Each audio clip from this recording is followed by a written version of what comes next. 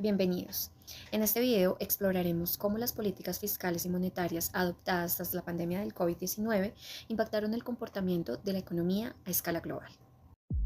En el último quinquenio, el mundo experimentó la mayor crisis económica de los últimos 90 años y la peor inflación de las últimas 4 décadas. El resultado fue el aumento de la pobreza y el deterioro de la clase media en todos los rincones del planeta. En el caso de América Latina, la crisis del COVID vino a sumar a una crisis que inició en el 2014, con la caída de los precios de las materias primas y que llegó al punto más crítico en 2020, con los cierres de las economías. El Producto Interno Bruto per cápita de América Latina cayó 30% entre 2014 y 2020, y la pobreza se incrementó de 27.7% a 32.8%.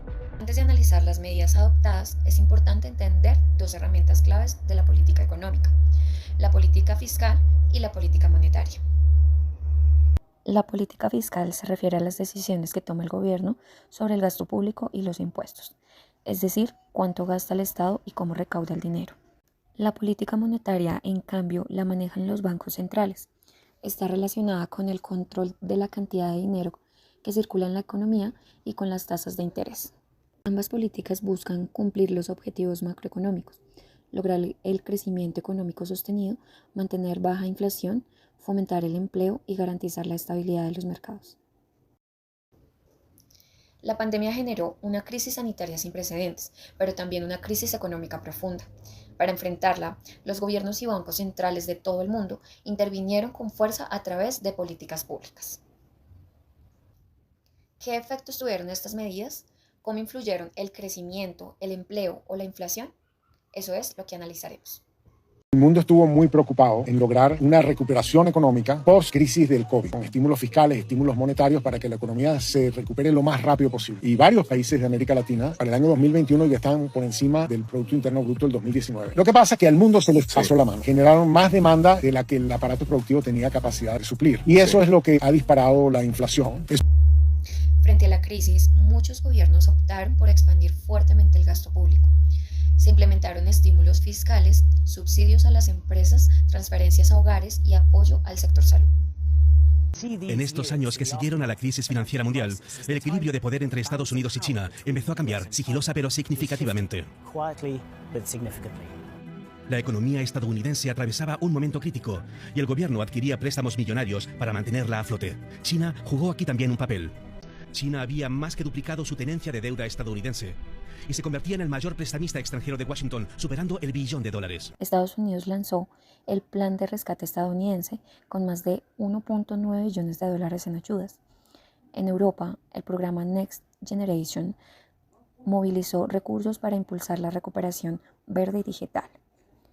Además, algunos países redujeron temporalmente impuestos para aliviar la carga sobre empresas y ciudadanos.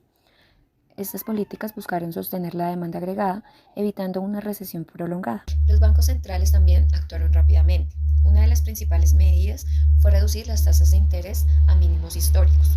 Esto facilitó el acceso al crédito y estimuló el consumo y la inversión.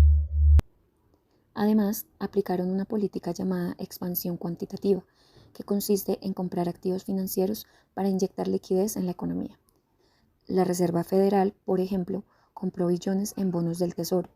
El Banco Central Europeo aplicó el PEPP, su programa de emergencia para la pandemia. Estas políticas permitieron estabilizar los mercados financieros y evitar un colapso económico. Por un lado, se logró una recuperación económica global, especialmente en países desarrollados. El comercio internacional repuntó y muchos sectores volvieron a crecer.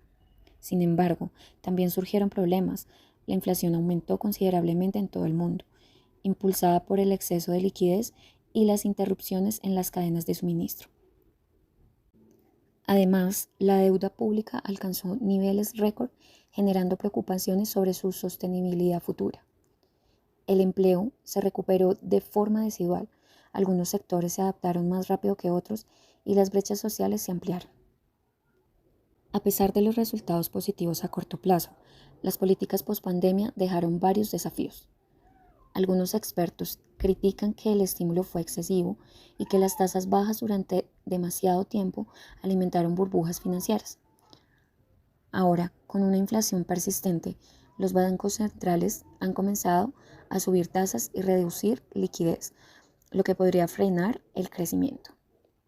El gran reto es encontrar un equilibrio, mantener el crecimiento económico sin generar inestabilidad o desigualdad. En conclusión, las políticas fiscales y monetarias post-pandemia fueron decisivas para evitar la recesión global prolongada. Sin embargo, también generaron efectos secundarios que hoy enfrentan los gobiernos y bancos centrales: inflación, deuda, ajustes.